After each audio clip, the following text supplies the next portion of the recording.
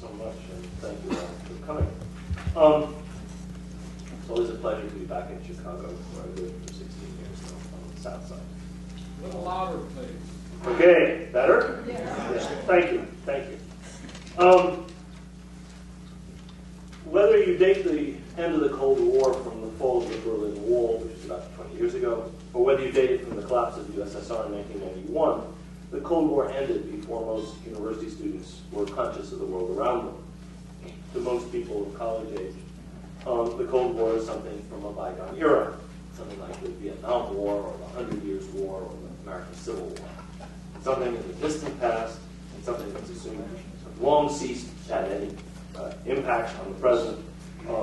And I therefore got uncomprehending stares from students when I mentioned that I was working on this topic, which I started working on about 3 or 4 years ago.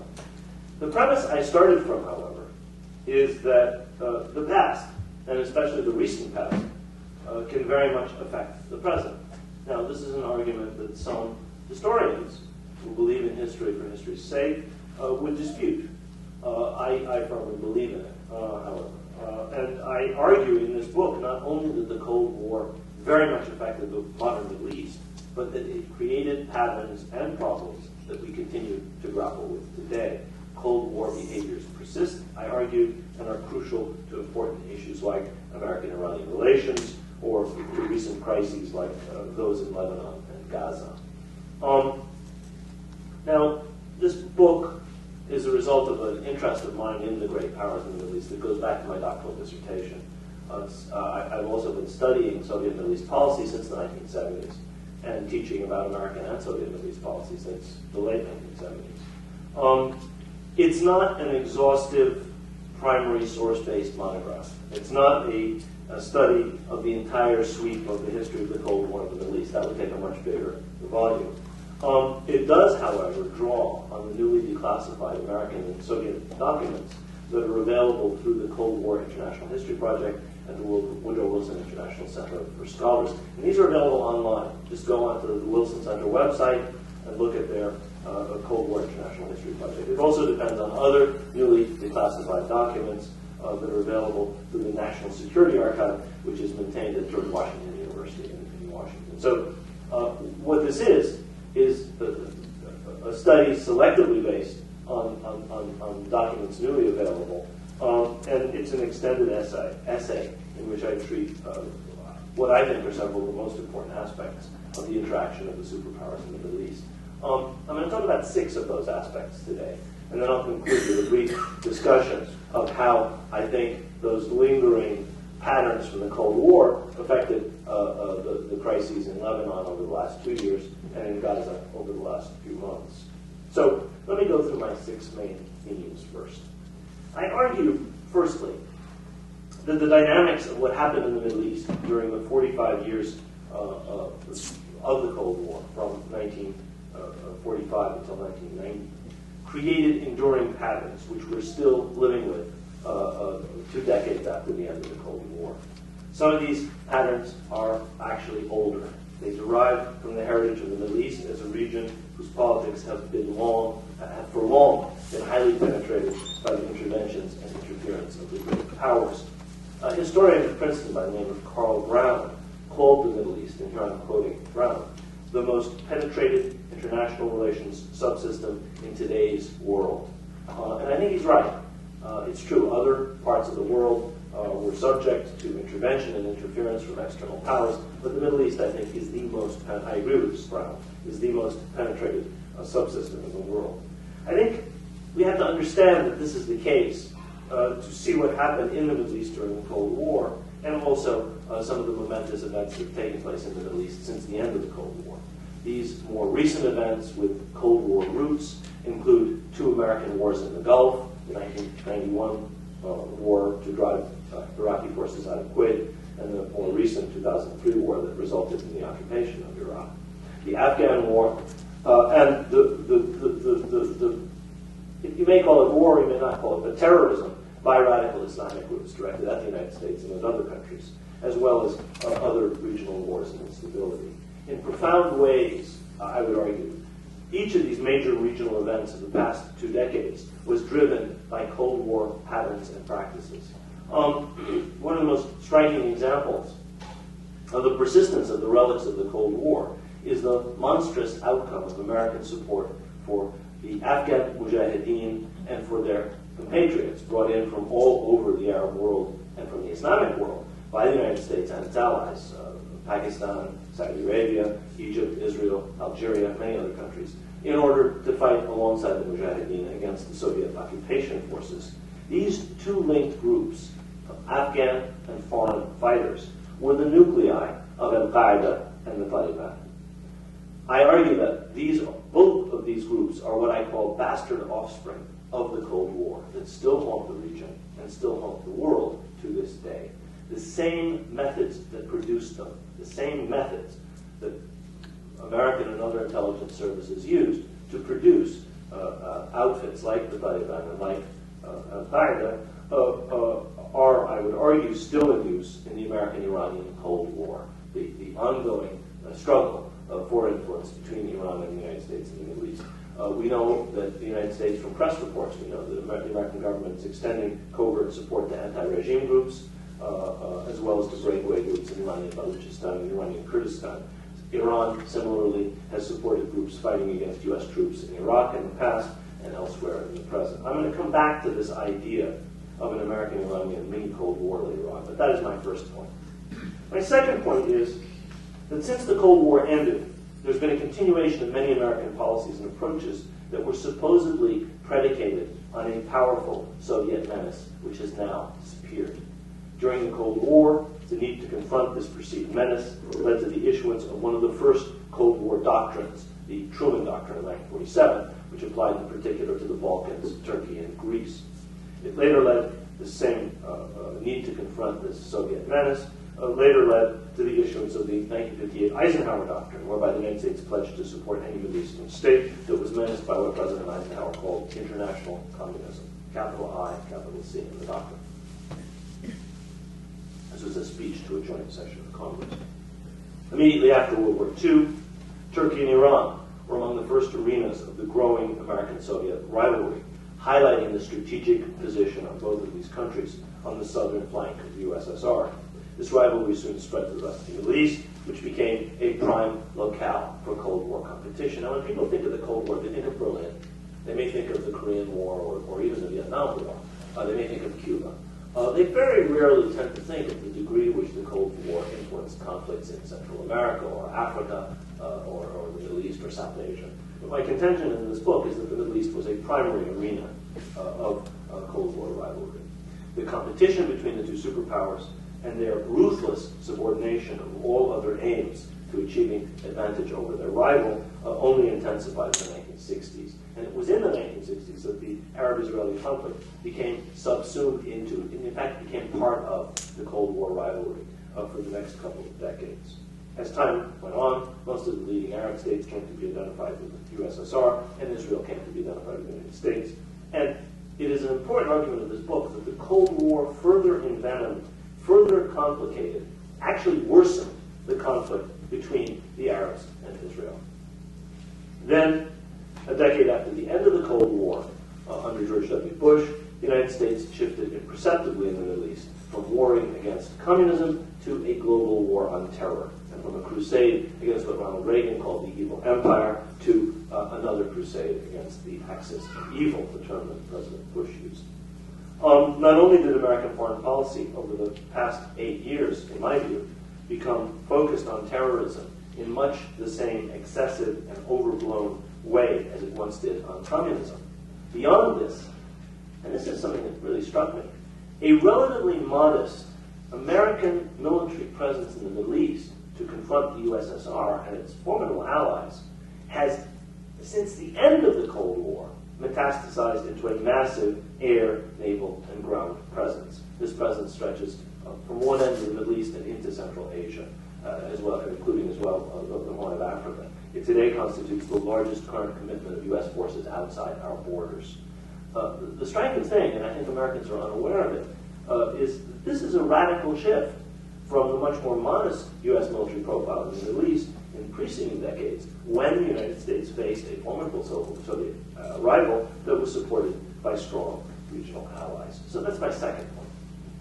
My third point is that what drove the abiding interest of the United States and the Soviet Union in the Middle East over the 4.5 decades of the Cold War were two primary considerations. Many people argue it was ideology. Ideology was the most important. I don't think it was. Ideology was important, but I think the two primary considerations that drove both superpowers were a focus on the energy resources of the Middle East and an emphasis on the Middle East's strategic position. This is what I think really drove both American and Soviet policy during the Cold War. Both of these powers had not been very interested in the Cold War in the interwar decades between World War I and World War II. The Soviet Union negotiated some treaties with Iran, Turkey, and Afghanistan in 1921, and then paid very little attention to the region. The United States, after President Wilson passed from the scene, almost had no Middle East policy to speak of. The only important American initiative in the Middle East really was the negotiation of a very important oil agreement with Saudi Arabia in 1953. Otherwise, these were not the major Middle Eastern powers. Britain, France, Germany, Italy were much, much more important Middle Eastern powers in the decades before World War II. Their new concern with the region began during World War II, when both powers were brought to realize their energy and strategic vulnerabilities insofar as the Middle East is concerned. This was in large measure a result of the two great twin Nazi offensives of 1942. The one across the southern USSR, directed at the oil-rich Baku region, which was eventually stymied by the Red Army in Stalingrad. The other was launched across North Africa, headed by General Rommel, directed at Egypt and the oil-rich Gulf, eventually stymied by General Montgomery and Maine. The war generally underlined the strategic importance of oil. The Soviets came to realize how vulnerable their energy supplies were, and the Allied powers, the Western powers, came to realize how vulnerable Middle Eastern oil would have been to such a Nazi thrust. They were so conscious of this by the end of the war that the commander of the United States Army Air Force, General Carl Spaatz, in June of 1944, issued a directive to the effect that and I'm quoting now, the primary strategic aim of the USAAF, the U.S. Army Air Forces, is now to deny oil to enemy air forces. American planners understood by this point in the war that this was the key vulnerable point for the Nazis. And in fact, they were right. By the end of the war, the Wehrmacht had thousands of armored vehicles which could not move, and the Luftwaffe had hundreds of airplanes that could not fly because there was no fuel. Essentially, the war ended when it ended and how it ended because of the absolutely accurate understanding of American planners of the vulnerability of the German war machine to a lack of fuel.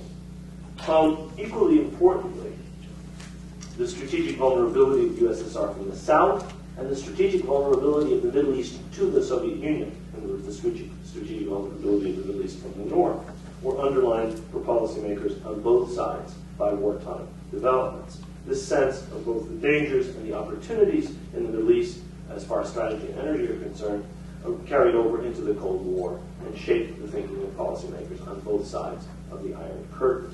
I would argue that to some degree we are still living with this legacy. Even 20 years after the Cold War is over, communism is dead, at least as an ideology in the Soviet Union. Capitalism is triumphant everywhere, including in communist countries like Vietnam and China. But renewed tensions in recent years between the United States and Russia over Iran, over oil pipelines, over issues like Iranian missile capabilities and American anti-missile, stationing of American anti-missile forces in Eastern Europe, indicate the continuing importance of Middle Eastern energy and the strategic location of this region. I argue in this book that it was these considerations, rather than ideology, that were often uppermost in the mind of thinkers in Washington and Moscow, and that still affect policymaking today, even though the ideological confrontation between communism and capitalism is finished. That was my third argument, point. My fourth point is that regional wars and civil wars in the Middle East were all deeply affected. In fact, were exacerbated, were made worse by the intervention of both superpowers during the Cold War. This is a very important argument. There is a sense that conflicts in the Middle East are self-generated, are timeless, and have a sort of existence independent of the rest of the world. This is less true in the Middle East than it is anywhere else in the world. This is the most penetrated subsystem in the world. It is subject to extraordinary levels of external intervention. Therefore, these conflicts, even if they are started locally, even if they are kept going locally, are massively affected by this external intervention, this external interference. And I argue in this book that the Americans and the Soviets exploited and often worsened the three major regional conflicts of the Cold War era: the Arab-Israeli conflict, the Iran-Iraq War, and the war in Lebanon, the civil war and external war. It was both. That went on from the early 70s until 1990. Now, let me talk very briefly about these three conflicts. One of the interesting facts about superpower involvement with the Arab-Israeli conflict is that both superpowers were on the same side in the first two major Arab-Israeli wars. Both the Russians and the Americans supported Israel in 1948, and both supported Egypt in 1956. Now, they may have done this for different reasons in some cases, but the fact is they were not on different sides in 48 insofar as the Arabs and Israel were concerned. And they were not on different sides in 56. Both of them opposed the Anglo-French-Israeli attack on Egypt.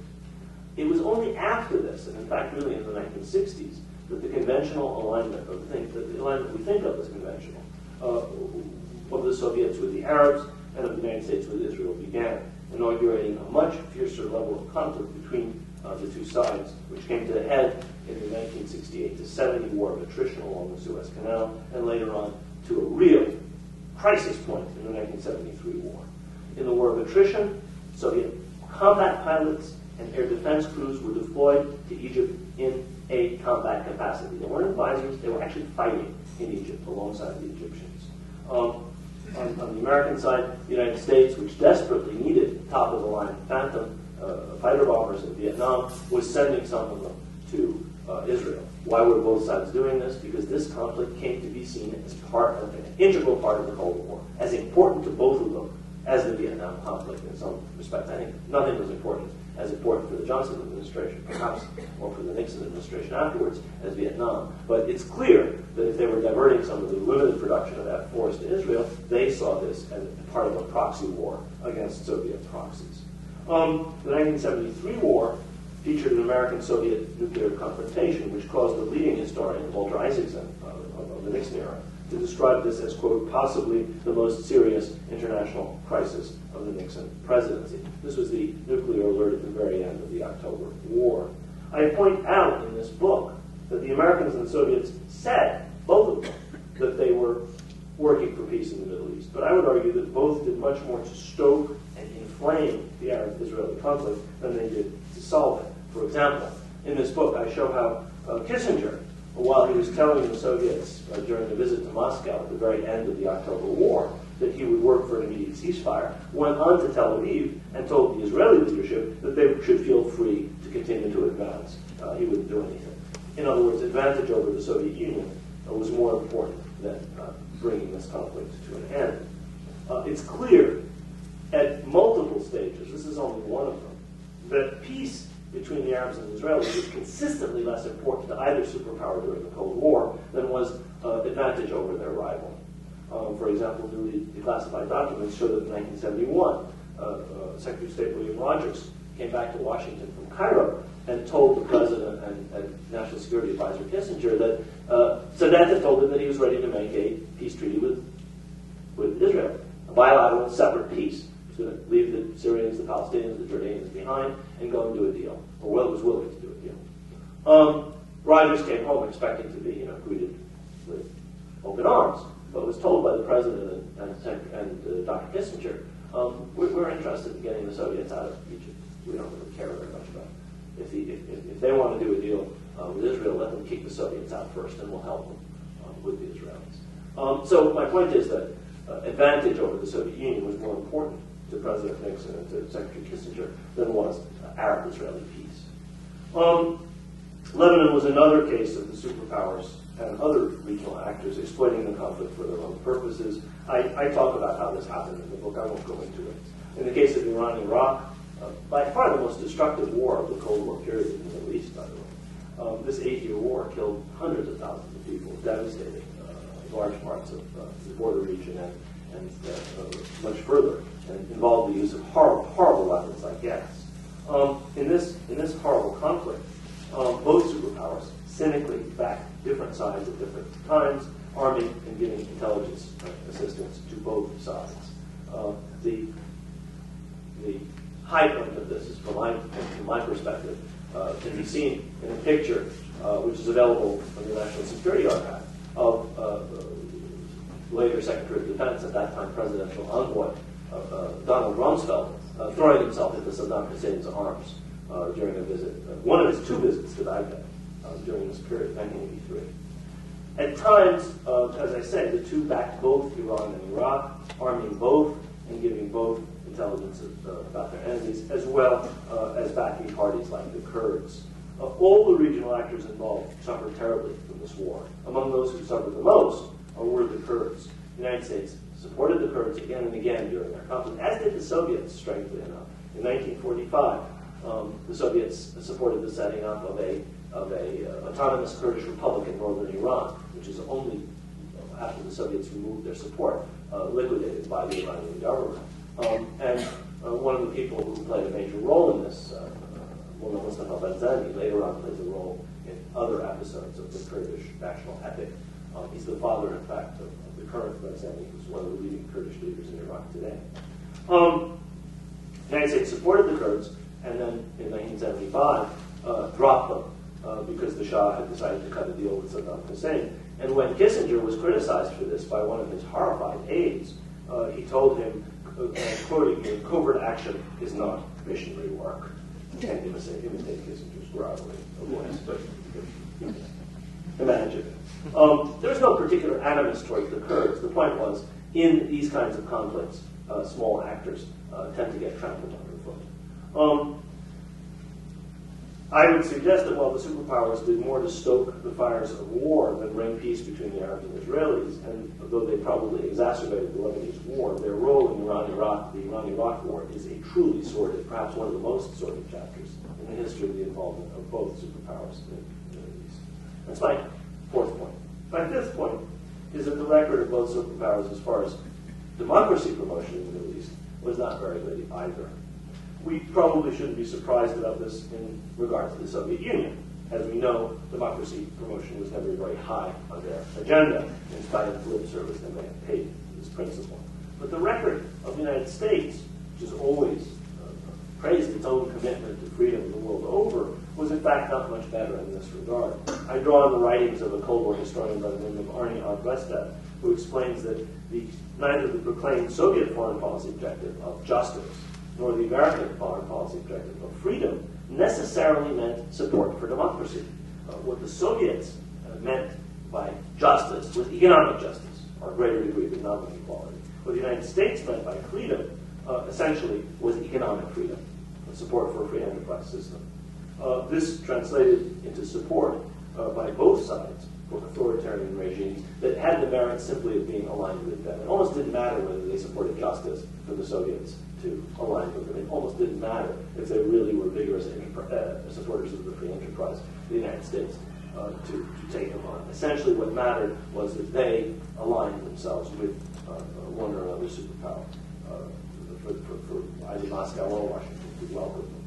I show in this book that in a series of interventions and policy initiatives that were intimately related to Cold War priorities, both American and Soviet policymakers acted in ways that inhibited the growth and development of democracy in the Middle East. Now, I'm not suggesting that the Cold War caused all of the Middle East's problems with democracy. This is a region which has a long history of authoritarian governments, of powerful centralized governments. Going back to the dawn of history, the oldest governments and the oldest authoritarian governments, the oldest empire, in fact, are located in this region, in the Mesopotamian and Egyptian valleys. But it is also a region that, although this is not very well known, had a history of efforts to establish democracy. The Ottoman Constitution of 1876, the Iranian Constitution of 1905, and many other episodes. Between the 20s and the 50s, Sudan, Egypt, Lebanon, Syria, Jordan, and Iraq all had one or another form of parliamentary regime. At the same time, it's also a region with a history of foreign efforts to intervene against and undermine this democracy, going back to the Tsarist empire and the British undoing the Iranian parliamentary regime. Against this background, we can see how the U.S.-British overthrow of an elected parliamentary government in Iraq in 1953 set off a disastrous chain of events with an impact that lasts until this day.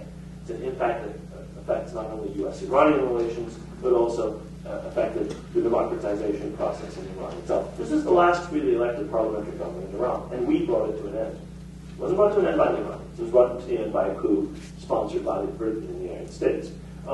This was motivated by an exaggerated fear of communism, at least on the part of John Foster Dulles and his brother Alan Dulles, who headed the CIA at the time. When the British were concerned, they were worried about communism, but they were mainly worried about their oil interests, which had been nationalized by the conservative government that they overthrew.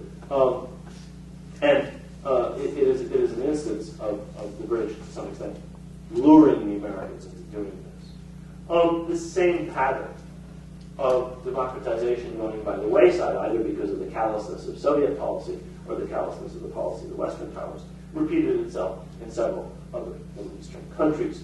I note in this book that the pressures of the superpowers on Middle Eastern states to align themselves with them in the context of the Cold War had a strongly negative impact, in particular on weak democracies in small Arab countries. I look in particular at the impact of the pressure to join the Anglo-American-led Baghdad Pact in the mid-1950s on Lebanon and Jordan. Lebanon's parliamentary regime was severely undermined. The country suffered a civil war as a result of these interventions. Jordan, by contrast, democracy in Jordan never really recovered. A democratic government was elected, a parliamentary government was elected in 1956 in October, led by someone by the name of Sleiman and Nabisi. It was the first time that the elections were fairly free. And it was the first time that this was a government that actually had control of policy. Up to this point, the monarchy and the British embassy had pretty much controlled events in Jordan. They decided everything. This is the first time in Jordanian history that you had a government that actually claimed executive authority. It was brought down only 6 months later, in April 1957, in large measure due to Cold War considerations. The American embassy and the British embassy had disapproved, and this was the last freely elected government in Jordanian history. Now, the Middle East today is one of the most backwards areas in the world where democracy and parliamentary government are concerned. In large measure, this is a problem, a Middle Eastern problem caused by Middle Easterners. But if you think about it, if you think about the contrast with areas where authoritarian governments prevailed in the 60s and the 70s, Latin America, East Asia, Southeast Asia, the contrast is striking. These are areas that have developed thriving constitutional regimes. These are areas where there's also been reasonable economic growth. In many Middle Eastern countries, there is neither one nor the other.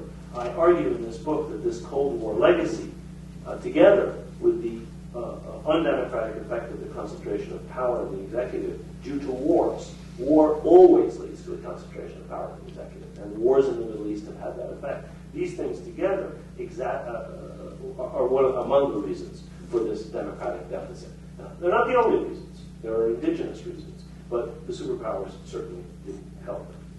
My last point it's the last point that I make in the book, is that during the Bush years, the decades-old conflictual relationship between our country and Iran has turned into a sort of a mini-Cold War with ramifications all over the region. This mini-Cold War has been central to what the Bush administration called its global war on terror. After the demise of the USSR, after the end of the Cold War, the United States lacked a global challenger, it lacked an ideological mission, and it lacked a foe that would justify our $600 billion or so defense budget. In those days, it was $500 billion or so. The global war on terror came along and provided all of these things. A global challenger, an ideological mission, and a foe to justify defense spending. This has, in fact, not truly been a global war. It was rather a war largely waged in the Middle East and adjacent regions, keyed initially on Afghanistan and Iraq, and in recent years focusing on what I call this new Cold War with Iran. This new mini-Cold War had its ideological dimension with the brilliant neologism of Islamo-fascism taking the place of communism. The Bush administration, if it knew how to do anything, knew how to sell things with catchphrases, and this is a brilliant one, Islamo-fascism. This new mini-Cold War had a strategic dimension in U.S. opposition to the acquisition by Iran of nuclear weapons and delivery systems for those weapons. And it had its covert dimension with American undercover activities apparently directed at undermining the Iranian clerical regime and sabotaging the Iranian nuclear program. And this is at least what the press, tells us. On top of this, the United States and Iran have been fighting a vicious proxy war all over the Middle East via the intermediary of allied Arab governments and movements like Hamas and Hezbollah. It remains to be seen which, if any, of these four aspects of the American-Iranian Cold War, the ideological, the strategic, the covert, or the proxy war, will be modified by the new administration in Washington, or by changes that may follow the Iranian elections in June. I'm not terribly optimistic because the most important person in that regime is not the president, it's the supreme guide, Ayatollah Khamenei. But as of this moment, I'm not sure that we're entirely finished with this Cold War.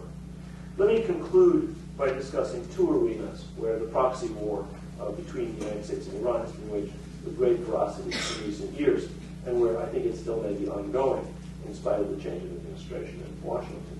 These are Lebanon and Palestine. Both suffered greatly from this war being waged on their soil, as has the entire region, which remains divided into two blocks, one aligned with Iran and the other with the United States. In Lebanon, the conflict between Washington and Tehran has translated into support by each for different Lebanese factions. The United States backs the backed the Lebanese government, supported by a parliamentary majority that emerged after Prime Minister Rashid Khalidi was assassinated and after the withdrawal of Syrian troops from Lebanon pursuant to a UN Security Council resolution. Iran backed Hezbollah and an opposition coalition that may have been supported by what may have been a majority in the country. So the United States had a parliamentary majority, Iran had perhaps a majority in the country.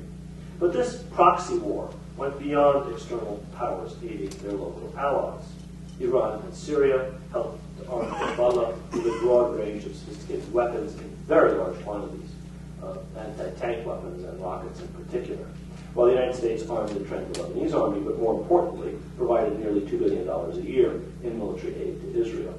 Beyond this, Israel's war in Lebanon in July and August of 2006, after 2 Israeli soldiers were kidnapped by Hezbollah, was strongly supported by the United States. You may remember Secretary of State Condoleezza Rice blandly describing the destruction of much of Lebanon's infrastructure and very heavy civilian casualties as, quote, the birth pangs of a new Middle East. If you don't remember it, go back and check it. It's quite a horrific comment. Both Israeli and Lebanese analysts have argued persuasively that American policymakers played a crucial role in supporting the war, perhaps even planning for the war, and stiffening the back of the Lebanese government and several Arab regimes against Hezbollah during this war, and in urging the Israeli government to keep up its offensive even after Israeli decision-makers were inclined to stop it. The results for Lebanon in terms of over 1,000 civilian casualties, massive damage to bridges, power plants, factories, and other infrastructure were disastrous. But paradoxically, this war probably strengthened Hezbollah, which certainly was not the American or the Israeli objective. In May 2008, American support for the Lebanese government appears to have led Lebanese government leaders to challenge Hezbollah, an initiative, a foolish initiative, which led to a traumatic internal crisis that threatened to spill over into a civil war, but which Lebanon recoiled from when it was at the very brink. This entire episode proved as counterproductive to the United States as had been its support for the Israeli offensive of 2006. Qatari and Turkish mediation produced an agreement that brought Hezbollah back into a coalition government together with members of the previous government. So the majority and the opposition are now, have been in this Lebanese government since July of last year. This result once again foiled the objectives of Washington, which were predicated on a radical polarization of Lebanese politics and on Washington's Lebanese and Arab allies cutting Hezbollah down to size, thereby weakening what Washington sees as an important Iranian proxy. The cost in May 2008 was paid once again by the Lebanese, who suffered heavy economic losses, but far worse than that was averted by the Turkish mediation. So Lebanon suffered, but got off, fortunately. No thanks, I think, to the United States. In Palestine, the cost was even higher. American and Iranian policy both relied heavily on proxies and allies. The United States, depending, of course, on Israel and its Arab allies like Egypt, Jordan and Saudi Arabia, and Iran, depending on primarily on Syria. Each side had its favorites within Palestinian politics, Fatah for the United States and Hamas for Iran. The immediate crisis resulted from the 2006 parliamentary elections, which Hamas won with a plurality of 44% against Fatah's 42%, but the electoral system gave Hamas a thundering majority in parliament. As shocked by their victory as anyone else, Hamas offered to share power with Fatah, and it looked at one point that there would be a coalition government as a result. But this idea was eventually spurned by the Fatah leadership, who decided they were better off aligning themselves with the United States in Israel in their efforts to bring down the Hamas parliamentary majority. The means chosen to do this, the means chosen to defeat Hamas, which had won at the ballot box, was a slowly escalating blockade of the Gaza Strip, which gradually drained life from the economy of that area, imposing collective punishment on a population of 1.5 million people in order to get them to turn on Hamas. After the failure of other attempts to bring about a coalition government involving Fatah and Hamas, Fatah, with the support of the United States, decided to use force to bring down Hamas in July 2007. This, at least, is what is reported. This provoked a Hamas takeover of Gaza, described by some as a coup, whereby Hamas ended up in complete control of Gaza, and the Fatah-dominated PA controlled tenuously the West Bank. This, in turn, precipitated an even more hermetic Israeli blockade of the Gaza Strip, supported by the United States, by the EU, by Egypt, and by other U.S. allies. I would point out that imposing punishment on civilians in this way is almost undoubtedly a violation of international law, and we are still doing it. That blockade is still in place. The war ended after 22 days in January. We are now in March, and that blockade is still in place. Now, I could go back over the details of what happened during the war in Gaza. I could talk about how the blockade led to the breakdown of the agreement for calm, the 6-month agreement, which was predicated not just on ceasing Hamas and its allies firing rockets, but also the lifting of the blockade, which was never lifted. I could go into how and why it ended. If you're interested in response to questions, I can talk about that. But the devastation that this left, I think, goes back to this American policy, which I would argue is part of this mini Cold War with Iran. Tragically for the Palestinians, the alignment of one of their political factions, the United States, and of Hamas with the clerical regime in Iran, has deepened the existing split in Palestinian politics and has made it possible, made it impossible for the Palestinians to confront effectively perhaps the worst crisis in their history in 60 years. Now, let me conclude and bring us back to what I think is the key issue. I've talked about the 6 main themes of this book. I've talked about ways in which I would argue this unhealthy persistence of Cold War patterns has led us into this mini Cold War. And I talked about some of the ways in which this has affected weak and vulnerable peoples like in Lebanon and in Palestine. The key issue for us, I would argue, is the persistence on the part of the United States of Cold War policies which involve seeing regional conflict in the Middle East through the prism of a larger struggle for influence. In the past, this was with the USSR. In the present, this is with Iran. Now, I'm not saying there was not a struggle for influence with the Soviets, or there is not a struggle for influence with Iran. There was and there is. It's simply to say that Hamas or Hezbollah or others cannot be reduced, or the Mahdi army in Iran or in Iraq or whatever, cannot be reduced to being seen as pawns of the Iranians, any more than Egypt and Syria in the 1960s were pawns of the Soviet Union, or Israel and Saudi Arabia were pawns of the United States. They were aligned with those superpowers, but they were not pawns, not by any means. But that is what the reductionist logic of the Cold War mentality did in this region for 45 years. Read the dispatches. Go back and read what government officials were saying to one another. That is how they solve these things. We are still living, I'm arguing in this book, with a distorted derivative offspring of that logic in the Bush administration's global war on terror, which has not yet been put to bed. It's still out there. It's not entirely clear from the rhetoric we hear even today about Lebanon and Palestine whether that reductionist logic has been completely abandoned by decision makers in Washington, or for that matter, in Tehran, or what new logic can replace it, if indeed it can be replaced. I'm not sure I should be optimistic. For the sake of the peoples of this region, for the sake of regional and world peace and stability, we can only hope that this reductionist logic and the politics of reliance on force on which it is predicated will rapidly be abandoned. Thank you very much.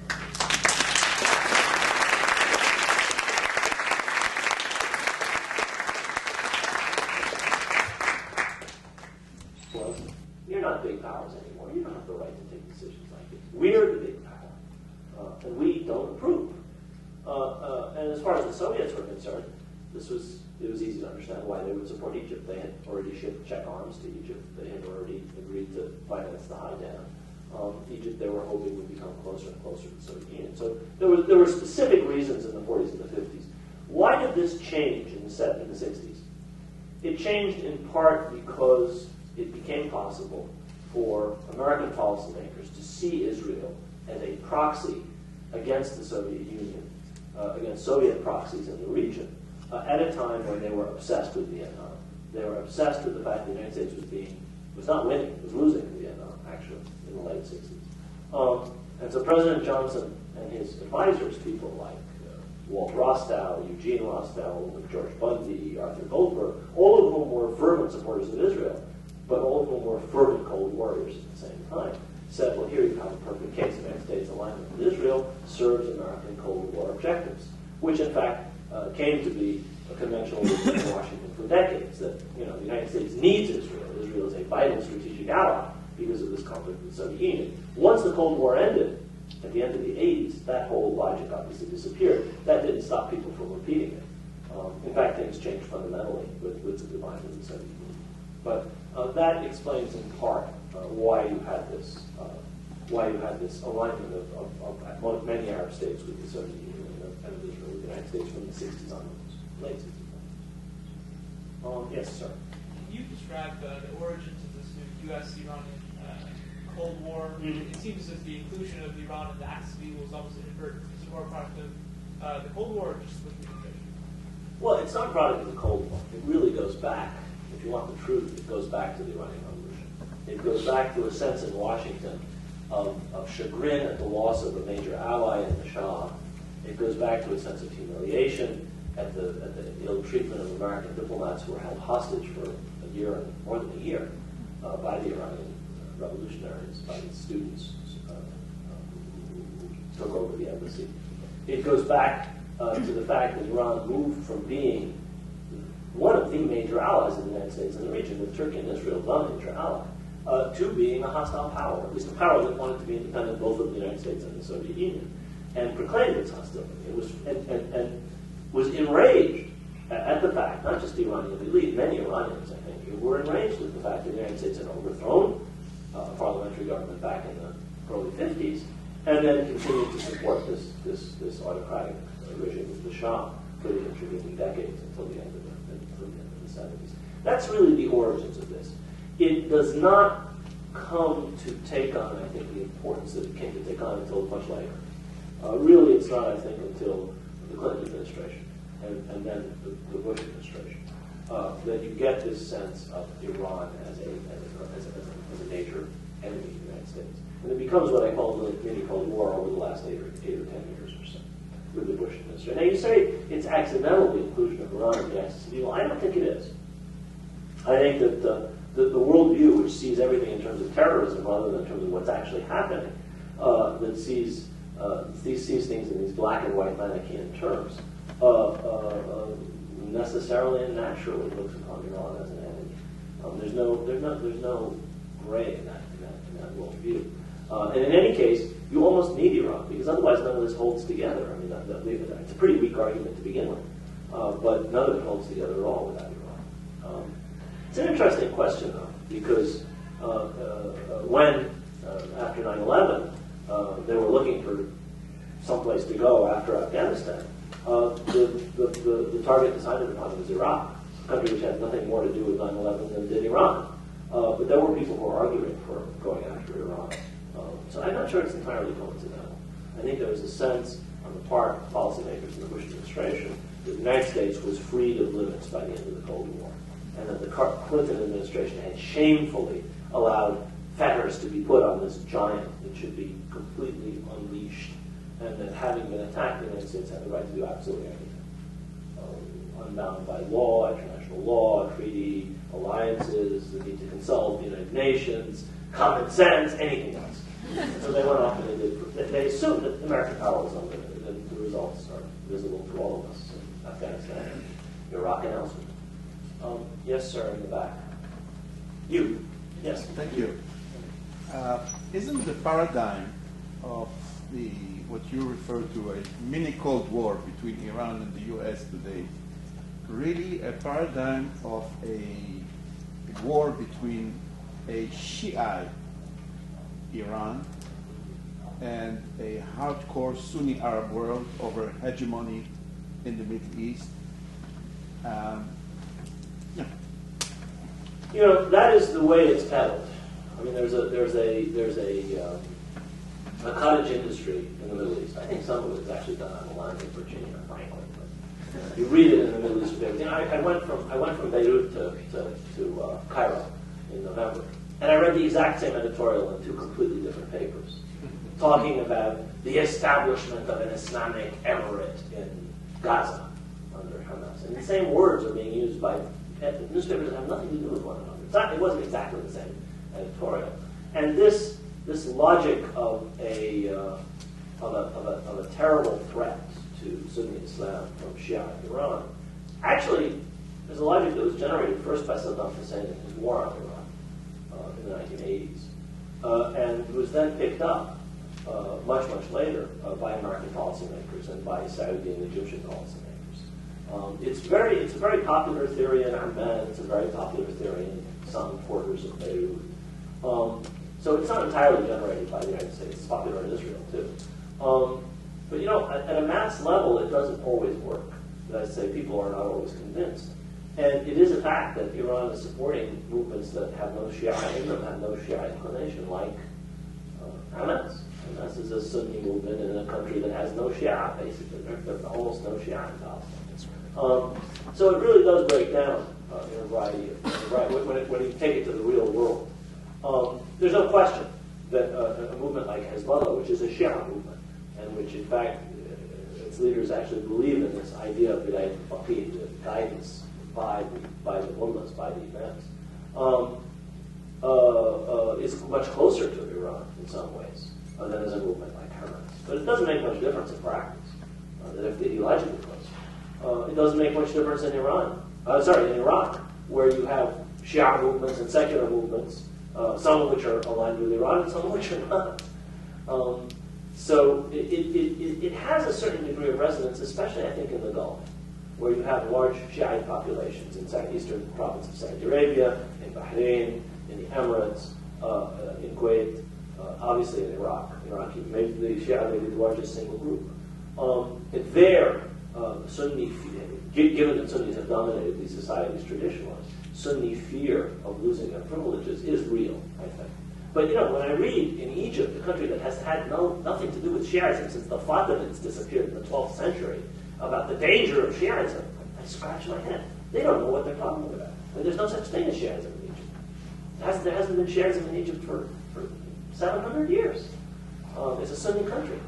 It's solidly Sunni and Coptic. I mean, that's all you have in Egypt. So, I mean, there is an element of it, especially, I would argue, in the Gulf. But I think that there are people beating this drum so hard that I get a little bit suspicious. Yes. Well, maybe you and then come back. Yes, yeah, you're back. Yeah. Lady in red, well, they're both in red. There's one in front of Jennifer. I'm curious what you think is the way the American government should go about following up on its strategic and energy interests in the Middle East if what they're doing right now is not the correct way. So Okay. how should they do it? Good question. I think we should pay attention to the fact that this is a region that has had a long history of resisting external control. I think that trying to dominate these countries militarily is a big mistake. I would say this is true of Afghanistan as well. I would suggest that these are countries that have had a long history of real concern over other powers dominating their energy resources. And moreover, they have no place to go with their oil but to sell it on the world market. You don't need to control their oil. They can't eat it. I mean, the worst thing they can do is sit on it. And sooner or later, they have to bring it to market. So I think that there's a somewhat exaggerated concern about both the need to have this huge military footprint in this region. I don't think that if the United States didn't need bases, or need very few bases in the Middle East throughout the Cold War, it needs many, many more bases there now. I mean, to fight what enemy? If the enemy is supposedly terrorism, then you're talking about movements that are provoked and created by an big American military footprint. I mean, you're creating terrorists, and in fact, analysis after analysis after analysis has argued that about Iraq in particular. We have created a terrorist menace. We've created hostility to the United States where neither of these things existed. So I would say, obviously, these policies are wrong, and a policy of understanding that there's no vital interest served. In fact, a great deal of harm is done to American vital interests by the current presence in that region. That would be my. Yeah, sorry. How does a nuclear Iran change the way that this mini Cold War looks and the way that the U.S. should react to it? Nuclear Iran, and by nuclear Iran, I assume you mean nuclear weapon armed Iran, because they may or may not be doing this for peaceful nuclear power. A nuclear armed Iran, if it results, will be something that would be a result of an Iranian sense of being besieged and surrounded, of being threatened by Israeli nuclear power. Israel has several hundred warheads, and more important than warheads, it not only knows how to make the bombs and not only has tested the bombs, it actually has delivery systems that are state-of-the-art. So it can deliver these things accurately at great range. And will also be, I would argue, to some extent, a failure of American diplomacy. Because I think if the Iranians end up doing this, it's because a serious offer was not made to them. Now, I'm not sure you can stop them in any case. I think that a war on Iran would guarantee a hostile Iran will have nuclear weapons in maybe the same timeline or shorter than it would have otherwise. If they don't intend to get them, they'll get them if we attack them. If they intended to get them, they'll be sure to want them, and they'll make the program even more covert, and they'll be really nasty. It'll be like kicking a hornet's nest. You'll just make your whatever problems you already had bigger. Besides which, an attack on Iran will have all kinds of side effects that I don't even want to think about. So I think the idea that we have an option, the United States or Israel, for that matter, has the option to prevent Iran from getting nuclear weapons by force is folly. It's false. The United States will guarantee Iran gets nuclear weapons and will be really, really angry when it has them if we are so foolish as to attack them. But my hope would be that an approach something along the lines of what the President pointed to when he answered Helen Thomas's question at the end of his first press conference. She asked a question about Israel's nuclear weapons. And instead of really answering her, what he said was, we have to think of nuclear nonproliferation. Now, he didn't say that means we have to bring Israel's nukes onto the table, but if what he said meant anything, that's what it meant. He said we have to also show our good faith, us and the Russians and others, by building down our nuclear arsenals, which means bringing the Chinese and the Indians and the Pakistanis and the British and the French into a regime whereby nuclear nonproliferation and a build down of nuclear weapons and ultimately, ideally their elimination would be an objective. And I'm not sure that would be entirely impossible to at least move towards. That would be a way where you say, we're going to have a real international non-proliferation regime in the Middle East, where we will offer guarantees to states, where we will make sure that you're not going to be threatened with other people's nuclear weapons if you give up the option of nuclear power. That would be a serious attempt at diplomacy. Would it work? I don't know. I really don't know. I don't know what's in the minds of Iran's leaders. I have absolutely no idea. They may be absolutely intent on getting these weapons, and maybe there's nothing you can do to stop them. Now, what would that do? It would mean you'd have deterrence between Israel and Iran. It would probably ensure Iran be more involved in the Arab-Israeli conflict. And that's a process that's been ongoing for many years now. It used to be that conflicts around the Arab-Israeli dispute were isolated from conflicts in the Gulf, and those were in turn isolated from things like Afghanistan and Pakistan. They're all linked now. I mean, partly because of the Cold War and Afghanistan, partly for reasons that have nothing to do with the United States or the Soviet Union. But now these things are closely linked, and to deal with Iran today is going to involve a grand bargain, which will not just involve nuclear weapons, but would have to involve Afghanistan, Central Asia, perhaps Pakistan, certainly Iraq, Arab-Israeli things. I mean, a huge range of issues would have to be adjudicated. I'm not sure how you would do that. That's going to be a tough one. Jennifer. Given your paradigm about the last Cold War between the U.S. and Iran, where does that leave the Iraq crisis and how the U.S. will pay for its policy toward Iraq? You know, the funny thing about this American-Iranian Cold War is that in the two arenas where the United States is the most deeply engaged, which is Afghanistan and Iraq, Iran and the United States are not primary antagonists. The Iranians have done absolutely nothing, or very little, to make the American position in Afghanistan worse, partly because they're opponents of the same people the United States is opponents. And they have done nothing like what they could have done to make the American position in Iraq worse. They undoubtedly aided some groups that were attacking the United States, but most of the people who were attacking the United States were Sunni extremists who hated the Iranians even more than they hated the Americans and were not taking aid from them. So Iran could have made America's position in both countries much, much more uncomfortable. And some people go even further than that and say that there was a sort of tacit American-Iranian entente over Iraq. Understanding, tacit, not a real, not a formal understanding. We know there have been talks. I mean, Ambassador Ryan Crawford did undertake talks with the Iranians over Iraq, authorized by the Bush administration. And looking forward, it's clear that this administration understands that it could have a real understanding with Iran over Afghanistan. There are mutual interests there, which are not in contradiction. They've authorized it. They've already said they're going to go ahead with it. Secretary of State Clinton talked about it. The Iranians have said the initial response seems to be positive. It's impossible to say what will happen. Iraq is tougher. But I think Iraq is now, to some extent, I mean, maybe sticking my neck out here, Iraq is to some extent now on a trajectory in which more is determined by what happens inside Iraq than by outside forces. It seems like a certain kind of Iraqi nationalism has developed.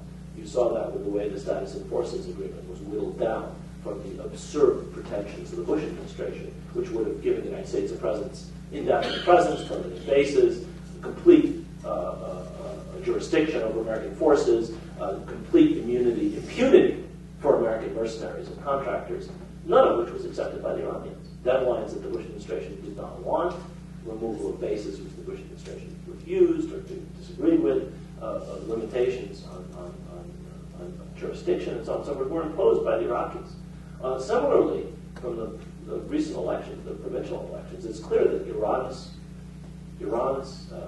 clients in Iraq are not doing well. The Supreme Council, led by Abdulaziz Hakim, did extremely poorly in these elections.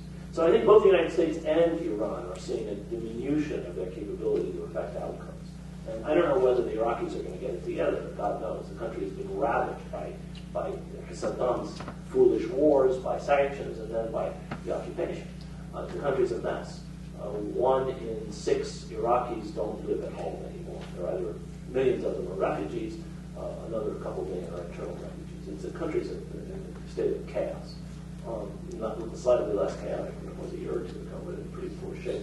Whether they'll be able to pull it together, I don't know. But the indications seem to be that this is going to develop on its own trajectory. And it will not be the satellite that everybody thought in Washington it would be. You're not going to have a client regime in Iraq in 5 years or 3 years, I would guess. And I don't think the Iranians are going to control it either, which is amazing themselves, because that one of those two looks like the outcome that was most likely in a few years. Yes, sir.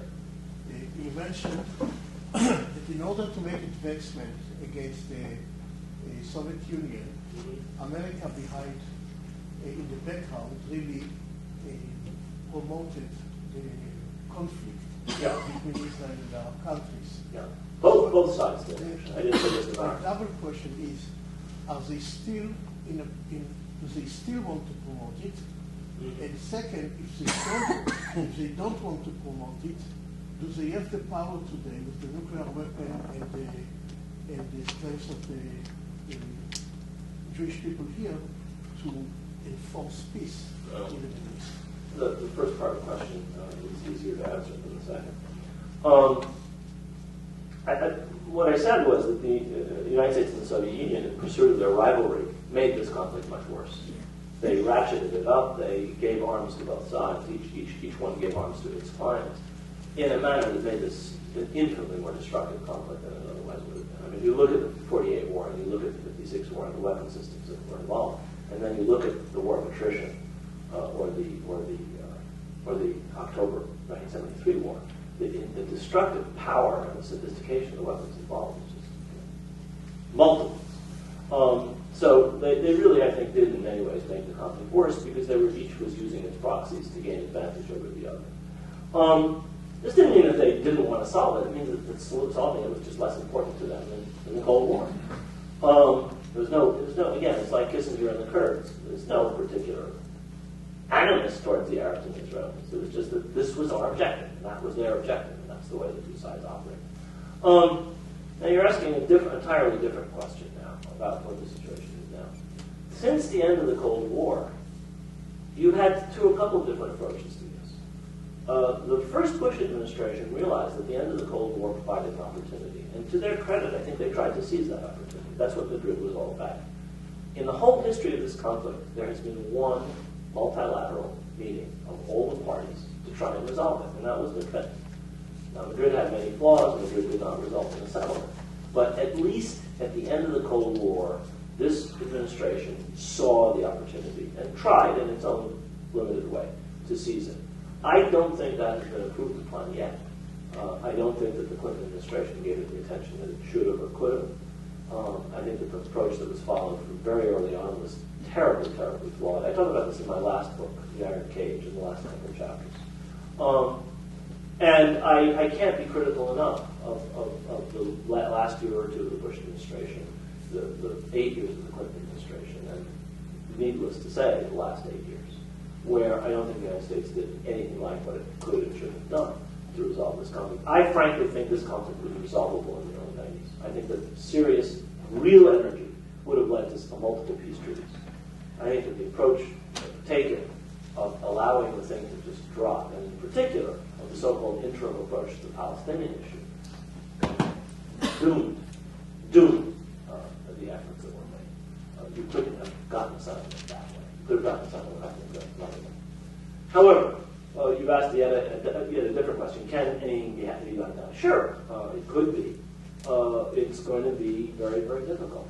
It's going to be difficult because there's an enormous force of inertia in this country. There's an enormous force of conventional thinking in this country. There's an enormous force of political correctness in this country.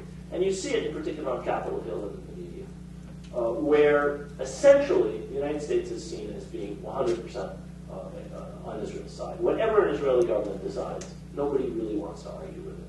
Well, I'm not one of those who believes that everything Israel does is necessarily even in the interest of the Israeli people. But in any case, that's their business. I'm certainly not of the belief that everything the Israeli government does is in the interest of the United States.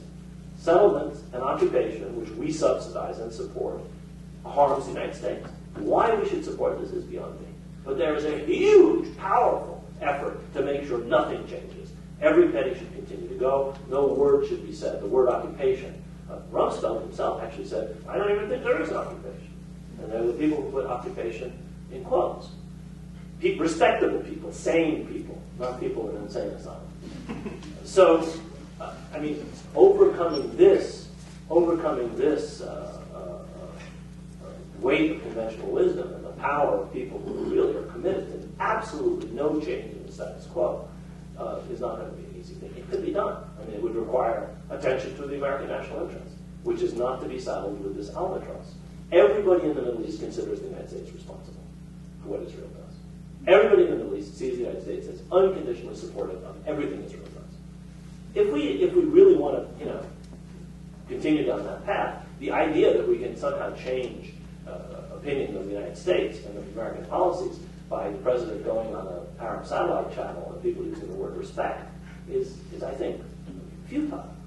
Clearly, policies have to change, not just ending Guantanamo detention, not just leaving Iraq, things that this administration presumably is committed to doing, but fundamentally rethinking the degree we want to be totally identified with occupation, blockade, restrictions on the movement of everybody in the West Bank. I mean, a regime that is so draconian and so horrible, and none of which penetrates the American public consciousness. We don't care about these things. All we hear about is violence, terrorism, terrorist violence, which of course is important. But what is driving all of this? What's the underlying condition? We're not allowed to really see this. And there's a legion of people who are devoted to making sure we don't. Well, as long as we choose to blind ourselves, as long as we choose to live in an alternate reality to the rest of the world, to things, blinded to things that you see in the Israeli media and you don't see in the American media, we're going to have a real problem. So I think hoping that a president or a policymaker can change this by and of himself or herself is perhaps foolish. People have to be willing to challenge these orthodoxies. And it requires a willingness to go up against a pretty slimy set of tactics. And if you say certain things, look at what happened to Charles Friedman. Ambassador Charles Friedman was appointed head of the National Intelligence Council by Admiral Blair, the head of National Intelligence, director of National Intelligence. Now, he's a man who's been very outspoken in the past. He's been outspoken about the military, he's been outspoken about Vietnam, he's been outspoken about Iraq. He's not the most tactful person in the world. He's had connections with China. He's himself a speaker of Mandarin. He was President Nixon's interpreter for his meeting with Mao. And he's been an ambassador to Saudi Arabia. So he's alleged to have connections to both China and Saudi Arabia. But it's his outspokenness that forced him to withdraw his nomination yesterday as head of the National Intelligence Council. Well, if somebody can't say some of the things that he said, that it's not always the case that America's interest and Israel's interest are identical, or what the Israelis are doing is shooting themselves in the foot, or occupation is a terrible thing. If you can't say that in American public discourse, we're in real trouble. We're blinding ourselves. And you could see this during the Gaza war. I mean, everybody in the world had access to an alternate reality, whether they supported what Israel was doing or not. They at least knew what was going on. We had no idea. We willfully blinded ourselves. And we sat there in utter ignorance until finally Israel was forced to allow reporters in after the war was over and people saw what had happened, and the coverage began to somewhat reflect the reality of what had happened in Gaza. Until then, all you heard about was the awful rockets on Sderot and so forth, which were a terrible thing, but these were artisanal rockets, most of them made of fertilizer, which had no guidance system, and which killed half a dozen Israelis over 6 years. And you had 2,000-pound bombs being dropped by the hundreds in 22 days. I mean, one is very bad, but the other was just atrocious. And there wasn't even equivalence in the American media. All we heard about was the Qassams and the Gruds and the Katyushas. That willful blinding, I think, is a problem. It's a real problem. As long as we allow ourselves to be blinded that way, no presidents